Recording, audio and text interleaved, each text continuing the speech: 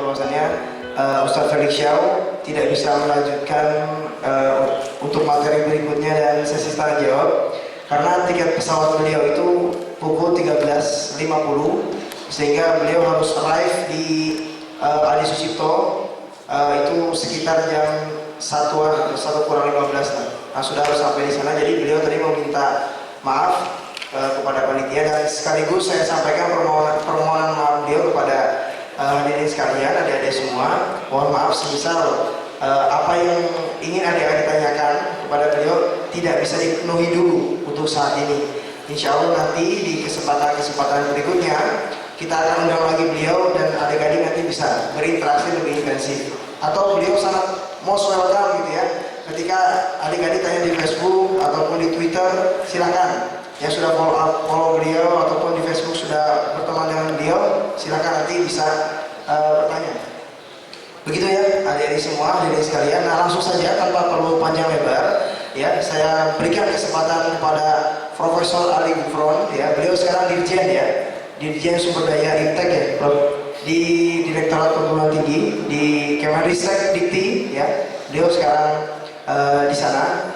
Beliau alumni UGM ya, beliau profesor di UGM, guru besar juga. Nah, langsung saja ya kita dengarkan inspirasi dan motivasi yang akan disampaikan oleh Profesor Ali Gufron kepada kita semua. Kepada beliau kami persilakan.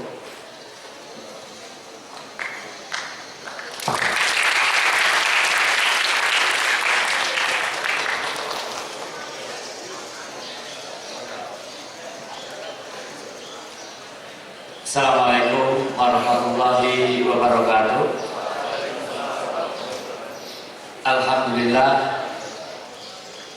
Alhamdulillah nahmadu wa nasta'inuhu wa nastaghfiruh wa na'udzu billahi min shururi anfusina wa min sayyiati a'malina may yahdihillahu fala mudilla lahu wa may yudlil fala hadiya lahu. Asyhadu an la ilaha illallah wa asyhadu anna Muhammadan abduhu wa rasuluh. Amma ba'du. Adik-adik mahasiswa baru yang saya hormati dan saya cintai, dan tentu Mas Aldi, Mas Moderator, saya sampaikan selamat datang di Kampus Biru Universitas Gadjah Mada. Dan Anda adalah anak-anak pilihan.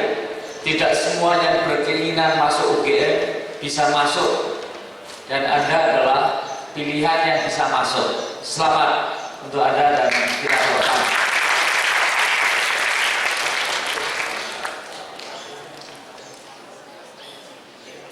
Ya, dan tentu dari yang di luar UGM kami juga sampaikan selamat datang. Jadi masa yang paling luar biasa menurut saya adalah masa muda.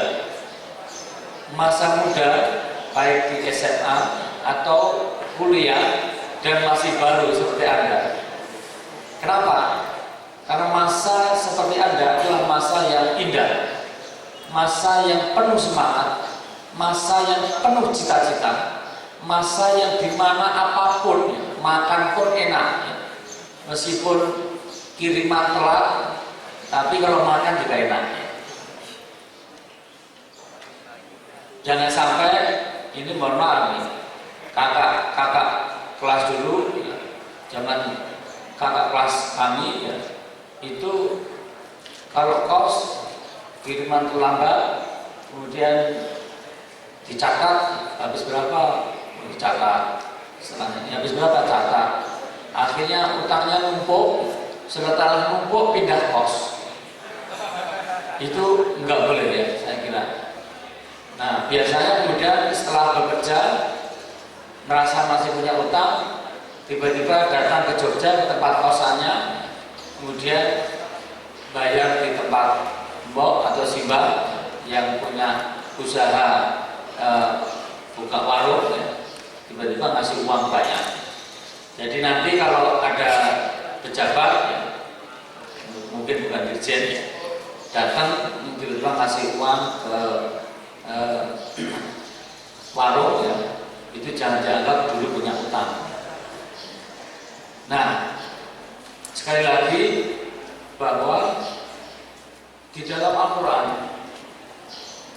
itu disebutkan, ya ayyuhalladzina amanu taqullaha wal tanzur nafsum ma qaddamat lighad wattaqullaha innallaha khabirun bima ta'malun. Hai orang-orang yang beriman, lihatlah apa yang kamu lakukan hari ini untuk hari esok. Jadi sebagai pemuda, sebagai mahasiswa harus memiliki sebuah cita-cita, harus melihat masa depan, apa yang telah kamu lakukan hari ini untuk hari esok. Nah, umat Islam ini memiliki 2 hari esok. Hari esok masa depan Anda kurang lebih 5-10 tahun ke depan Anda harus sudah lakukan.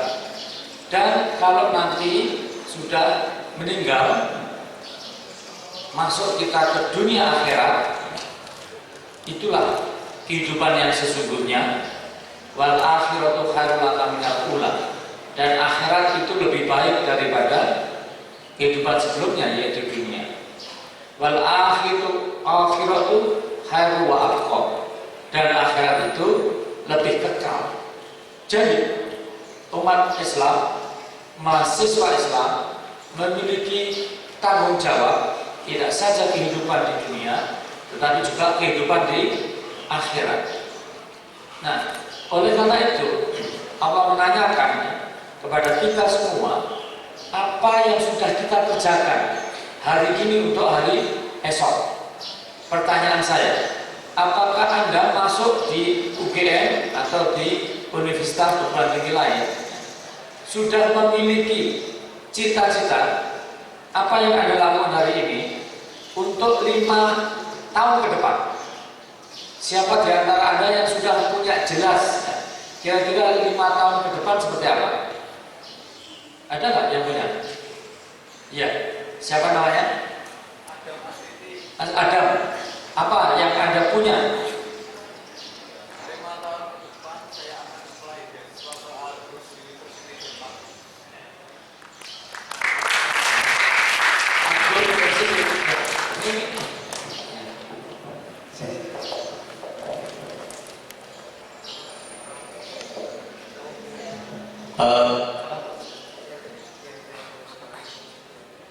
Oh iya, jadi Prof, 5 tahun ke depan saya punya rencana kalau akan apply beasiswa di Aarhus University Denmark dalam program Indonesia and Chinese apa ya, lupa namanya. Ya. Pokoknya ada beasiswanya. Ya, baik. Makasih. Baik Mas Adam, ini punya cita-cita, jadi punya rencana. Itu sebagai seorang muslim, mahasiswa muslim harus begitu. Dan jelas. Nah, cita-citanya dalam waktu 5 tahun ke depan mendapatkan beasiswa ya, ke salah satu universitas di Denmark.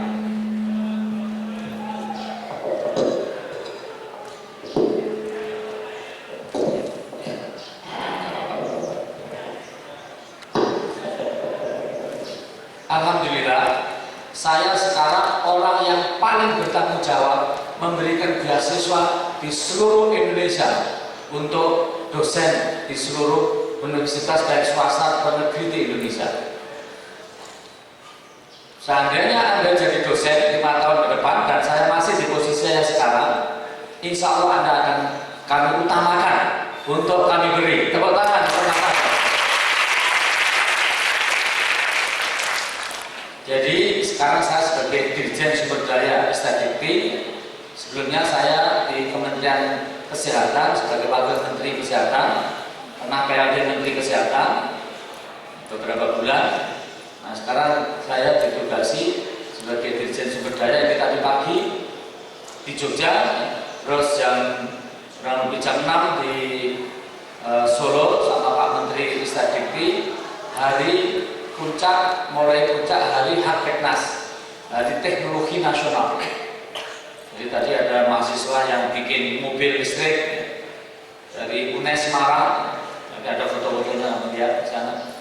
Itu sudah memikirkan apa yang dia bisa lakukan, inovasinya kita pamerkan tadi dengan jalan sehat, lalu kami ke sini. Jadi seperti Mas Adani luar biasa, itulah yang diinginkan. Nah, karena kami sekarang ngurusi beasiswa satu, cuman yang ini tidak di dalam kelolaan saya adalah beasiswa bidik misi.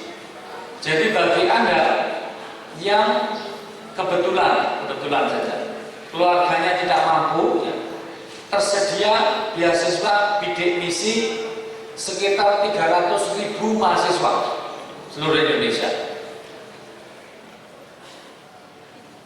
Jadi tolong ya, dulu waktu saya mahasiswa saya juga dapat dari Super Smart, lumayan ya, lumayan, karena bisa membantu hidup, membantu orang tua. Ya. Nah, untuk yang beasiswa biasa kompetisi, ya, ini bisa melamar di LPDP. Untuk di LPDP yang penting adalah bahasa Inggrisnya TOEFL-nya 500 ke atas, 550 sampai 500. Kira-kira TOEFL Anda berapa? Sudah ada 550? Belum. Nah, kalau belum harus buat cita-cita. Di sini ada pusat pelatihan bahasa ya. Nah, Anda bisa mulai di situ. Nah, kemudian bisa juga beasiswa namanya PNDSU. Kebetulan di bawah kami yang mengelola, yaitu namanya program menuju PNDSU, program menuju sarjana, menuju doktor sarjana unggul. Jadi kalau Anda 5 tahun ke depan atau 4 tahun ke depan jadi sarjana, langsung S2, ini bisa masuk program ini. Lalu S3 dalam satu kesatuan waktu. Tapi S2-nya nanti dilihat langsung S3 dan kami biayai. Lalu boleh dalam proses kuliahnya boleh memilih universitas terbaik di dunia. Anda bisa ke sana setelah 1 tahun atau beserta juga pembimbing Anda. Kalau tidak puas universitas terbaik di dunia, cari universitas terbaik di akhirat juga boleh. Tapi jangan. Nah, itu PNDSU. Kami punya juga program namanya program Nusantara. Itu untuk kerjasama penelitian, tapi Anda kami kirim ke Prancis. Kemudian Aminef, ada banyak lagi. Oke, ini salah satu contoh dari Mas Adam. Baik, tadi saya lihat di belakang, ada sebelah sini ada yang punya cita-cita 5 tahun ke depan, apa yang sudah direncanakan dan akan dilakukan hari ini untuk hari esok. Itu ya baik, terakhir. Ya. Silakan di sini.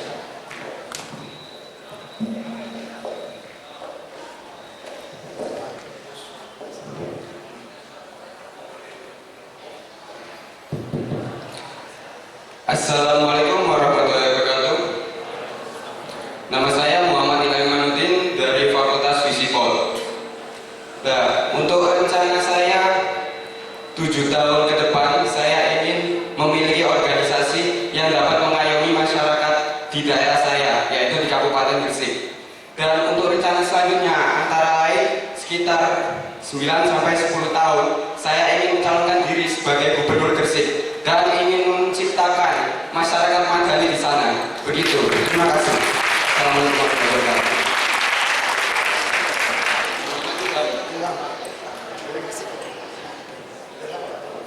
Oh iya.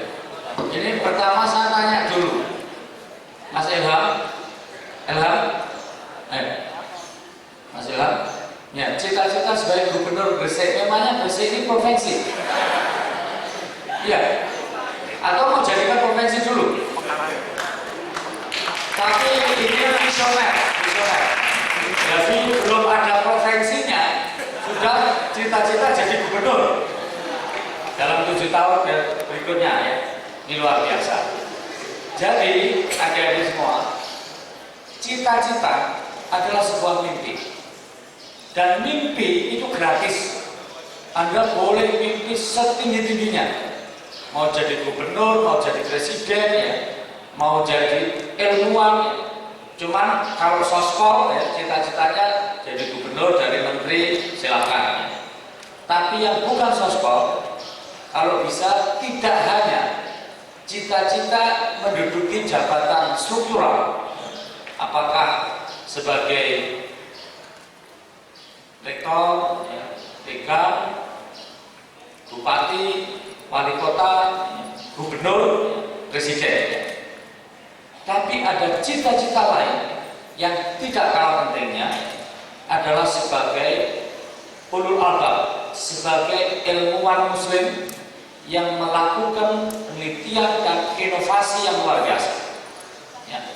Ini juga cita-cita yang mulia. Sebagai seorang muslim yang bagus adalah orang lain selamat, Islam selamat dari Anda, tidak terganggu, ya, apalagi dibom. Jadi maka Islam sebagai rahmatan lil alamin, cita-cita tadi ya, bagus sekali. Nah, fungsi manusia diciptakan oleh Allah itu sebetulnya kalau umat Islam ada dua saja. Satu ya, sebagai khalifatu fil ard. Khalifah adalah wakil Allah di bumi, fil ard bumi. Sebagai wakil Allah harus membangun bumi, memelihara bumi, alam semesta sedemikian rupa sehingga betul-betul baik untuk kehidupan di alam dunia ini. Yang kedua, orang muslim berkewajiban menjadi abdul, menjadi hamba Allah, memiliki kewajiban untuk beribadah, untuk bersyukur. Nah, ibadah prinsipnya ada dua. Ibadah madhah yang kita harus sholat, puasa, berwudu.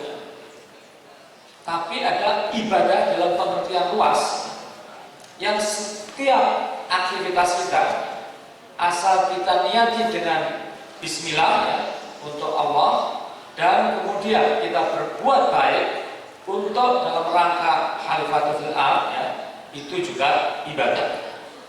Nah, yang tadi cita-cita sebagai jabatan struktural itu kalau memang bisa ya, masyarakatnya menjadi masyarakat yang santun, masyarakat yang religius, yang nasionalismenya tinggi, masyarakat yang saling membantu, yang hidup harmonis, ya, itu akan bagus sekali. Tetapi sebagai ilmuwan penemu itu juga luar biasa. Adik-adik semua, kalau Anda mau ketahui, Swedia 100 tahun yang lalu adalah negara paling miskin atau termasuk termiskin di Eropa. Tapi Swedia ya, negaranya sangat dingin, orangnya cuma sedikit. Nah, saya beberapa kali ke sana. Itu inovasinya luar biasa. Sekarang merupakan negara yang paling berinovasi tertinggi di tingkat dunia. Nah, akhirnya apa? Indonesia sekarang, terutama Jakarta, beli bis-bis itu dari Swedia. Termasuk waktu itu ada yang memikirkan inovasinya, termasuk Alfred Nobel dengan membuat semacam bahan peledak, tapi korbannya terlalu banyak, tapi dia menghasilkan uang dari dinamit bahan peledak yang dia temukan, lalu uangnya dikumpulkan, kemudian disimpan di bank. Nah, bunganya ya, nanti kita bisa berdiskusi soal bunga, tapi ini saya cuma cerita di Swedia sebagai inovasinya. Lalu memberikan hadiah kepada orang-orang di seluruh dunia yang memiliki karya untuk kemanusiaan, baik dari unsur perdamaian, kedokteran, dan lain-lain. Nah, kalau Anda sebagai mahasiswa muslim, calon ilmuwan, bisa juga bercita-cita mengembangkan keilmuan itu di bidangnya masing-masing. Dan saya lihat ya, itu penemu-penemu ilmu pengetahuan di zaman abad pertengahan, kontribusi dari ilmuwan muslim luar biasa. Dalam bidang kedokteran contohnya Ibnu Sina, Avicenna, Al-Farisi, alkemis. Kalau Anda yang baca kimia, ada alketon, itu semua pakai al. Tapi nggak ada hubungannya dengan al-ligufron, opti itu nggak ada. Nah, jadi itu sekali lagi Avicenna sebagai contoh menemukan dan menulis buku yang dijadikan rujukan pengembangan ilmu kedokteran dunia. Bukunya sampai segini ya, itu. Banyaknya menulis yang judulnya Al-Konfiktif, buku kedokteran untuk pengobatan, kitab kedokteran pengobatan. Saya begitu ingin juga akan muncul Ibnu Sina atau orang barat sebutnya Avicenna, Avicenna baru, maka anak saya namakan Avicenna biar menjadi Avicenna. Paling tidak juga cita-cita, karena cita-cita tadi, mimpi gratis tadi. Nah, anak saya karena namanya Avicenna terpengaruh. Menurut saya kalau gitu jadi dokter Muslim. Akhirnya masuk fakultas kedokteran dan di UGM. Ya. Nah, sekarang sedang koas ya. Nah, dia kami harapkan menjadi Avicenna ke depan. Ya. Dan itu pengembangan ilmu pengetahuan, inovasi itu ya, yang sekali lagi seperti di Swedia yang sekarang bisa dikembangkan. Nah, sebetulnya inovasi yang dilakukan oleh anak bangsa ini juga luar biasa. Anda kalau bicara tentang HP, sekarang sudah 4G.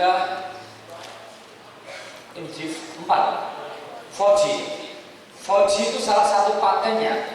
Tahu nggak siapa yang menemukan? Syarif Anwar, tahu ya. Jadi sekali lagi, jadi banyak orang Indonesia sebetulnya memiliki potensi yang luar biasa. Betul itu ya, di sekolah di Jepang terus kemudian dikembangkan. Termasuk jangankan UGM, Akademi Amikom yang dekat Selokan itu telah dengan komputernya mengembangkan animasi film. Yang filmnya itu judulnya The Battle of Surabaya 10 November, 10 of November. Itu kemudian sudah disanggupi dibeli karena juara dunia, dibeli $1,5 juta. Terus bikin lagi ya animasi namanya Adisoka atau Adisaka. Itu ditawar $5 miliar. Anda bisa bayangkan $5 miliar. $1 13 ribuan, 13.500. Kalau $1 miliar 13 triliun. Kalau $5 miliar. Jadi dengan penemuan dan dari cerita animasi dengan seni itu bisa laku $5 miliar. Sudah ditawar, tapi belum dibelikan. Saya tanya ke Pak Rektornya, kenapa nggak dibelikan? Karena film yang hampir sama sudah ditawar dibeli 15 miliar dolar. Anda sudah pernah lihat uang $1 miliar? $1 miliar rupiah? $1 miliar aja belum. Apalagi ini $5 miliar atau 5 kali 13, berarti kurang lebih 65 triliun. Jadi kalau ratusan ribu ditaruh di sini, saya kira penuh uang ratusan ribu. Jadi intinya banyak lah, nggak usah dibayangkan. Saya kira terlalu sulit dibayangkan, uangnya bukan uang kita. Jadi intinya saya ingin sampaikan, cita-cita menjadi ilmuwan, inovasi, ulul albab ini juga penting. Ya. Gitu. Tapi semua cita-cita tadi, ya, apapun ya, lalu kita bikin strategi. Jadi kalau 7 tahun kepengen jadi gubernur Gresik,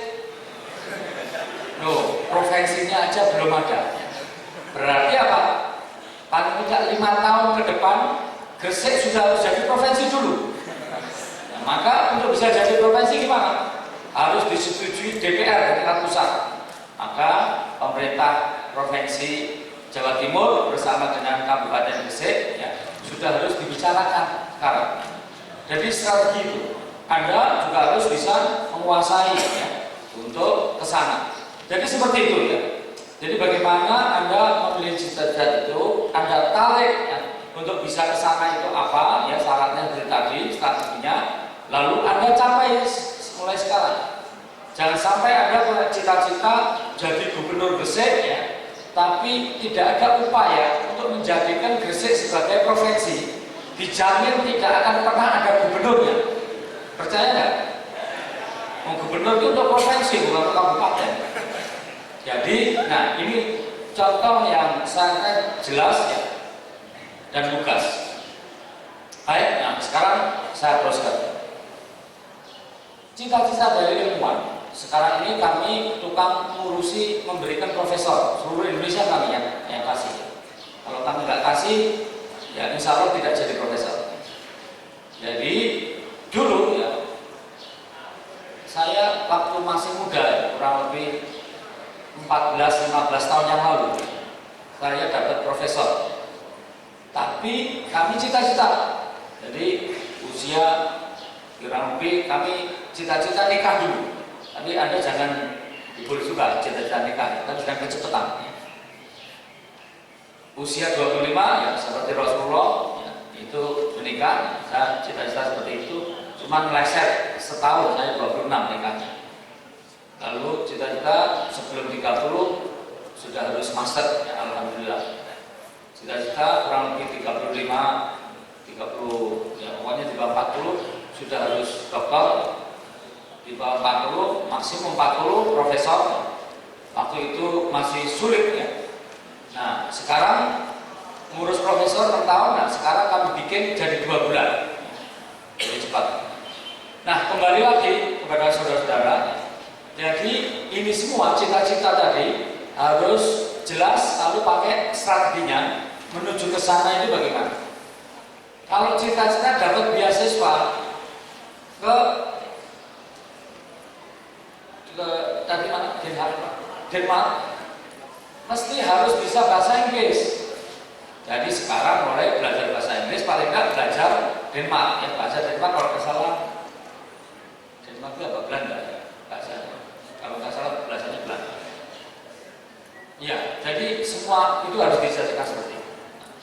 Jadi Anda yang saya pesankan, satu, memiliki cita-cita tadi, dan Anda harus bekerja keras, bekerja cerdas, bekerja tuntas, dan bekerja ikhlas. Ini 4 hal. Jangan sampai, dan itu harus menjadi karakter dari Anda. Kalau ada hal kok tidak tuntas, itu Anda harus merasa bersalah, merasa tidak enak, merasa gagal. Jangan sampai, mohon maaf ya, selama ini sering umpamanya orang Indonesia bikin apa nggak tuntas. Contohnya di DKI bikin monorail kereta api ya, tapi nggak tuntas, bikin tiangnya. Ya sudah, kalau saya sudah pernah ke Jakarta ya, lihat tiangnya sudah bertahun-tahun jadi tiang terus. Ada yang pernah lihat tiang-tiang itu yang mau monorail di Jakarta? Sampai sekarang jadi tiang aja. Jangan gitu, itu tidak tuntas. Saya punya teman yang luar biasa pinter dan rajinnya. Jadi sama-sama saya di Amerika, di Brown University, itu saya sudah tidur mimpi yang indah, dia masih baca ya. Jadi saya bangun, masih baca dia. Yang ngantuk tidur lagi, bangun baca lagi dia. Tapi karena kerjanya tidak tuntas, itu sekolah dokter ya. Saya sudah dokter sudah lama, saya sudah jadi profesor sudah lama, dia masih belum selesai doktornya. Bayangkan, terpokoknya bertahun-tahun. Kenapa? Dia hanya kerja keras. Maka kerja keras saja itu tidak cukup.